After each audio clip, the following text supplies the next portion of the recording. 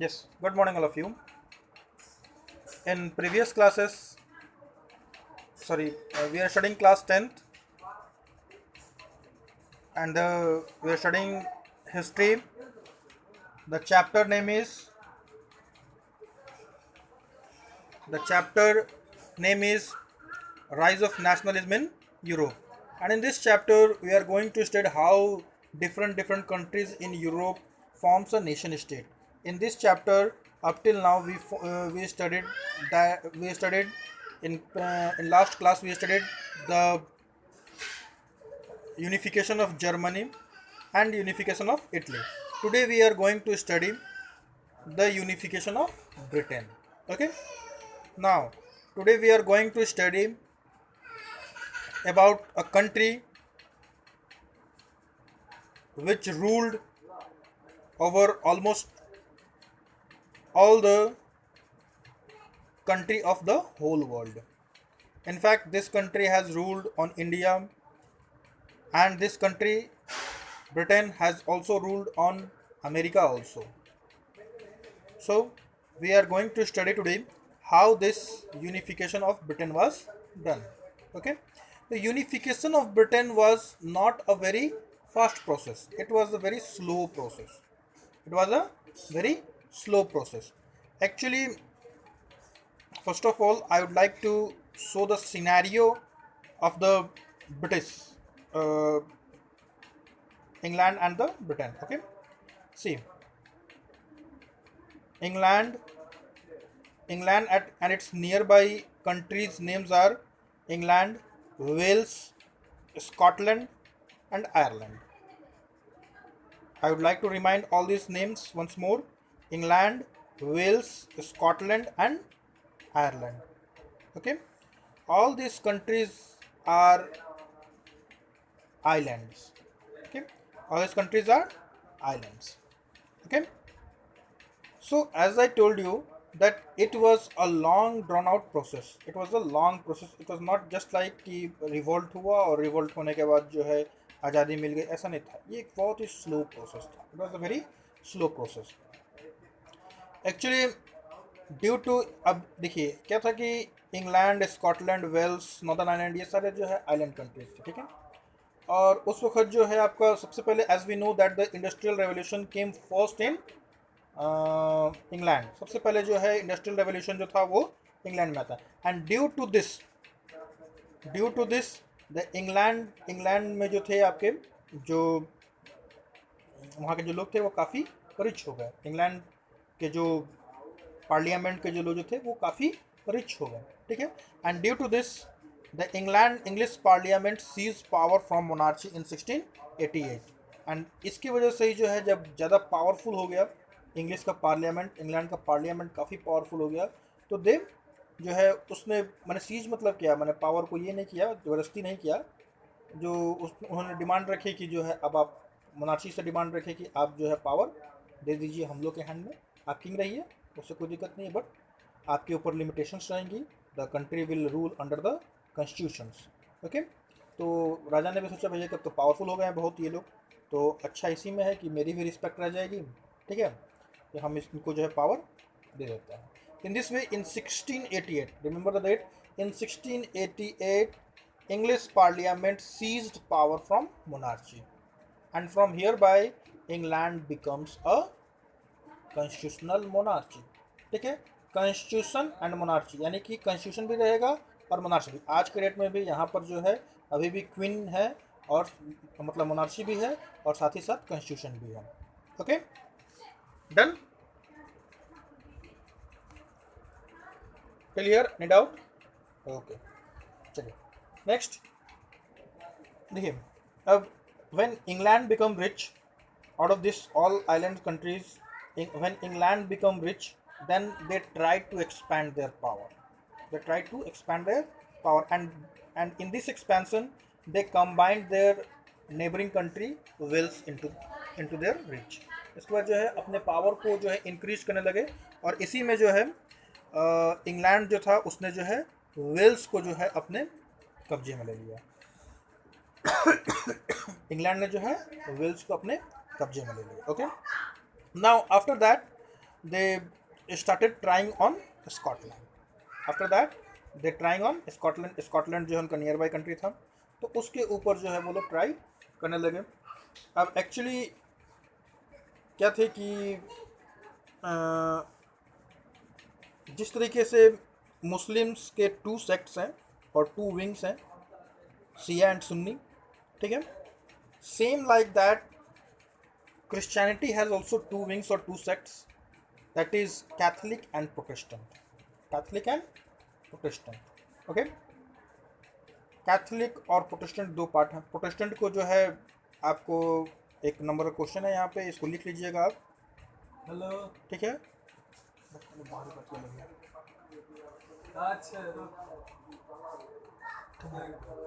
Martin Luther King was the person who formed Protestant community. Okay, Martin Luther, एक number question है, write down. Martin Luther was the man who formed the Protestant community. Okay, now next, so in this way Christianity has 2 sects, Catholic and Protestant. And this England country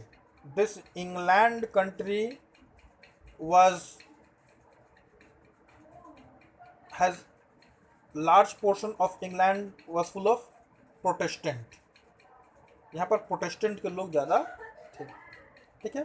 Scotland में जो है आपका half Scotland was Protestant and half was Catholic, half was Protestant and half was Catholic. तो Scotland के अंदर जो है England क्या करने लगी कि स्कॉटलैंड के अंदर जितने भी प्रोटेस्टेंट थे उनको सपोर्ट करने लगे, ठीक है. Finally in 1707 act of union was passed. देखिए, इस इंग्लैंड में जो है यूनिफिकेशन ऑफ ब्रिटेन में 2 यूनियन को पास किया गया था, ठीक है. एक एक्ट ऑफ यूनियन पास हुआ 1707 में, ठीक है. An act of union was passed in 1707 between Scotland and England. Scotland और इंग्लैंड में जो है इनके बीच जो है पास हुआ. And this form the great Britain. तो इस तरीके से हम देख सकते हैं कि इंग्लैंड, स्कॉटलैंड और वेल्स मिला करके ग्रेट ब्रिटेन का फॉर्मेशन हुआ कब? 1707 में, ठीक है. And after forming this act of union जब बनाया गया और स्कॉटलैंड को जो है इंग्लैंड में मिला लिया गया, यानी और इसको ग्रेट ब्रिटेन को फॉर्म किया गया, तो उसके बाद जो है Scottish were forbidden to use Gaelic language और wear their national dress. Scottish जो पीपल जो थे उनको जो है Gaelic language, what is Gaelic language? Gaelic language is the regional language, ठीक है, क्षेत्रीय भाषा. जैसा कि हम लोग सिवान और गोपालगंज में भोजपुरिया बोलते हैं, this is also regional language, ठीक है. तो यहाँ के जो लोग जो थे स्कॉटिश लैंग्वेज जो थे, स्कॉटिश पीपल जो थे वो लोग भी जो है कुछ हाईलैंडर्स जो थे वो लोग अपनी गैलिक लैंग्वेज को यूज़ करते थे. बट अब जो है when Scotland was added in the act of union and it was a part of Great Britain, तो अब जो है गैलिक लैंग्वेज यानी कि रीजनल लैंग्वेज वो लोग यूज़ नहीं कर सकते थे, और इंग्लैंड की जो लैंग्वेज थी इंग्लिश, उसी को जो है वो लोग उनको बोलना पड़ेगा. और वियर देयर नेशनल ड्रेस, और वो लोग जो है अपना नेशनल ड्रेस भी नहीं पहन सकते थे. इस तरीके से पूरा culture, they tried to incorporate their culture. वो जो है उनके जो पूरा जो कल्चर और इथनिक जो स्टाइल जो था उनको पूरा जो है इंग्लैंड में ढालने की कोशिश की गई और ढल भी गए, ठीक है. तो इस तरीके से स्कॉटलैंड, इंग्लैंड और वेल्स को मिला करके एक जो है एक्ट ऑफ यूनियन पास किया गया 1707 में and finally form great Britain, ठीक है. अब जो है इसके बगल में जो है बच गया आपका आयरलैंड, ठीक है, ठीक है. आयरलैंड बच गया आपका. देखिए, अब आयरलैंड का जो स्टोरी है उसको देखिए, ध्यान सुनिए. मैंने जो लिखा है बस उसका आपको इतना ही पढ़ना है, ठीक है. बस सिर्फ आप समझिए कैसे बना है, ठीक है. आयरलैंड के 2 पार्ट्स हैं. आयरलैंड के 2 पार्ट्स है बेटा, ठीक है. Ireland has 2 parts. One is northern Ireland and another is Republic of Ireland. One is northern Ireland and one is Republic of Ireland, ठीक है. और देखिए, अब नॉर्दर्न आयरलैंड में जो है आपका प्रोटेस्टेंट की आबादी ज़्यादा है. The population of Protestant is high in northern Ireland, ठीक है. एंड रिपब्लिक ऑफ आयरलैंड में कैथलिक्स की जो है जनसंख्या ज़्यादा है, ठीक है। तो नॉर्दर्न आयरलैंड जो था इसमें प्रोटेस्टेंट ज़्यादा थे और इंग्लैंड में भी प्रोटेस्टेंट ज़्यादा थे, ठीक है। तो ये जो है इंग्लैंड चाह रहा था कि जो है इनको भी, नॉर्दर्न आयरलैंड को भी जो है पार्ट ऑफ ग्रेट ब्रिटेन बनाया जाए, मैंने पूरे आयरलैंड को ही चाह रहा था कि वो पार्ट ऑफ ब्रिटेन बनाया जाए, ठीक है। बट क्या हुआ कि आयरलैंड में जो है ज़बरदस्त जो है इसका जो है विरोध हुआ। कैथलिक्स जो थे they were not ready to merge in Great Britain. जो कैथलिक्स जो थे वो लोग ग्रेट ब्रिटेन के साथ मर्ज करने को तैयार नहीं थे। लेकिन जो नॉर्दर्न आयरलैंड्स के जो लोग जो थे, जो प्रोटेस्टेंट थे, वो चाहते थे कि हम जो है इनके साथ मिल जाए। फाइनली 1801 में जो है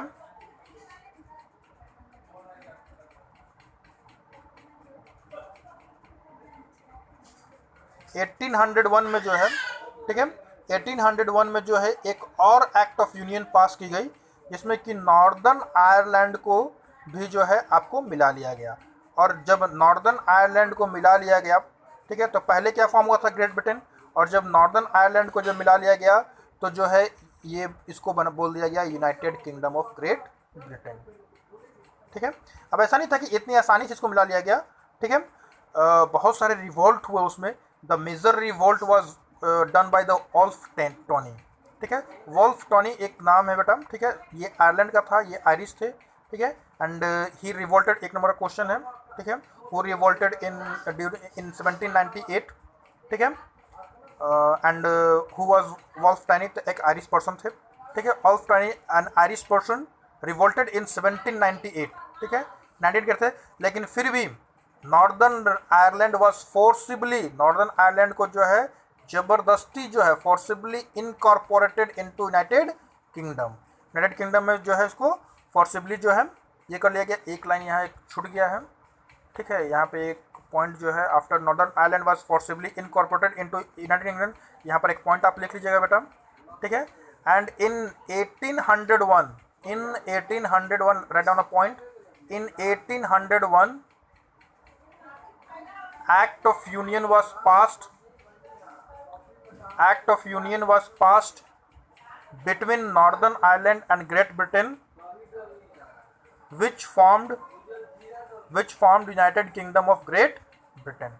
Which formed United Kingdom of Great Britain. Which formed United Kingdom of Great Britain. देखिए अब यहाँ पर जो है नीचे में मैंने एक वेन डायग्राम बनाया है, you can see over here, okay. देखिए यहाँ वेन डायग्राम है। तो फर्स्ट देखिए आप लोग कि वेल्स है, मैंने रेड पेन से लिखा है, यहाँ पे रेड पेन पे ध्यान दीजिएगा।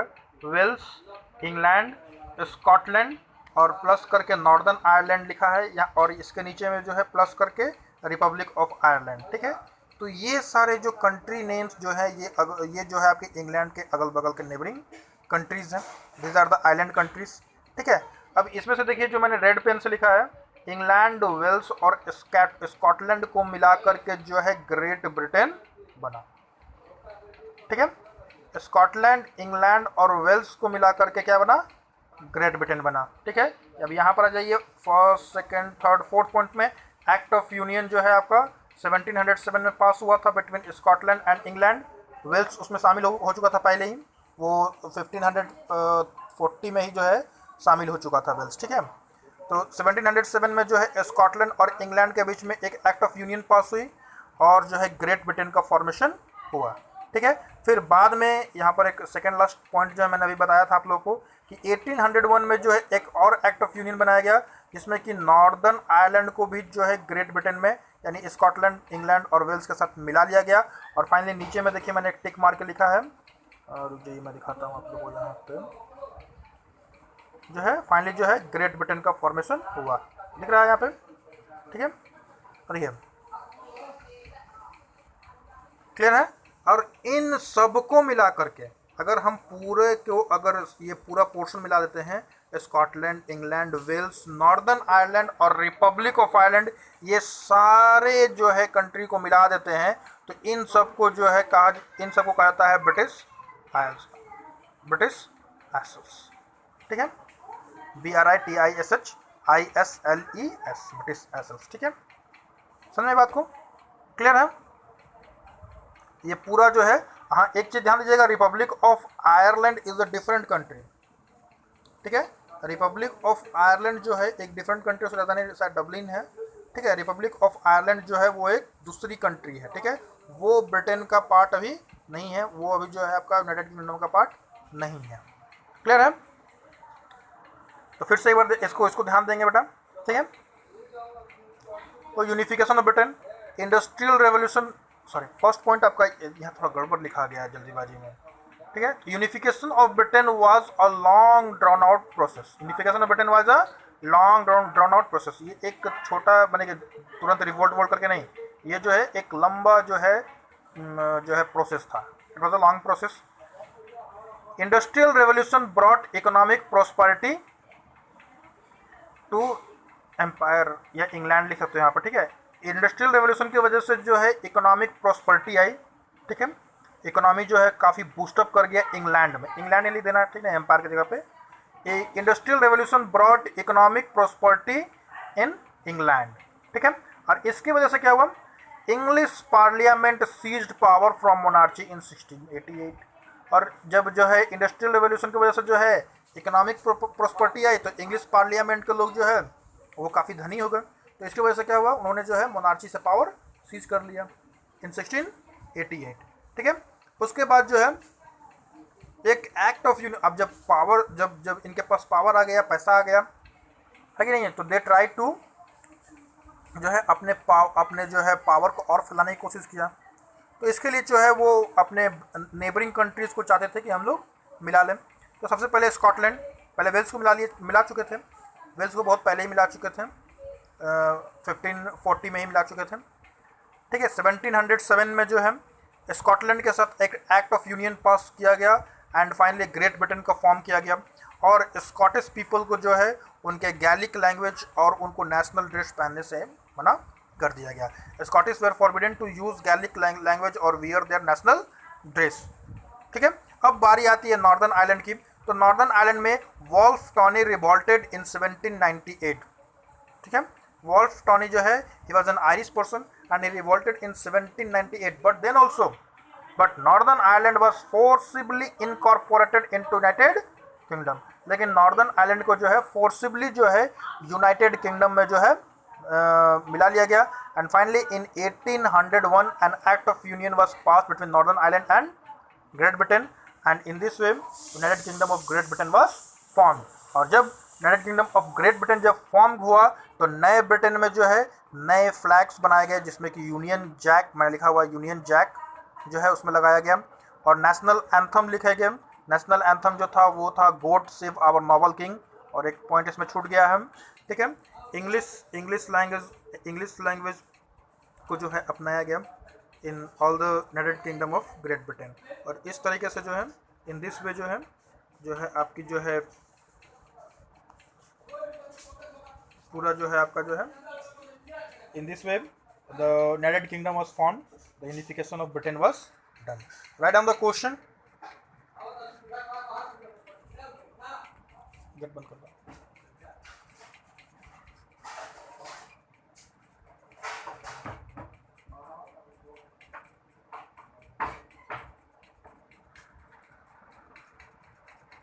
Right on the question, explain the unification of Britain. Second question, who was Wolfe Tony?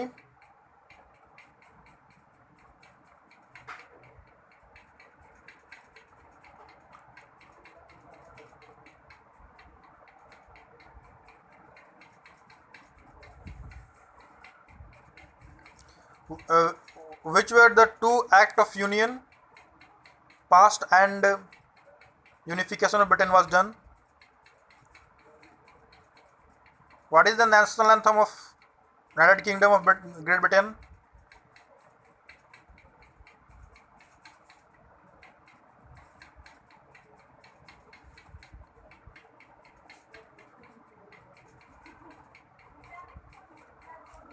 One more question, how Ireland was forcibly incorporated into United Kingdom? How Ireland was forcibly incorporated into United Kingdom, ठीक है। अब important tips ये जो आपको मैंने जो पढ़ाया है, Greek war of independence, unification of Germany, unification of Italy और यूनिफिकेशन ऑफ ब्रिटेन, इसमें से एक क्वेश्चन पक्का आएगा। कंपलसरी 100% कंपलसरी है कि इनमें से एक क्वेश्चन कंफर्म रहेगा। क्लियर है? ठीक है, thank you and have a nice day.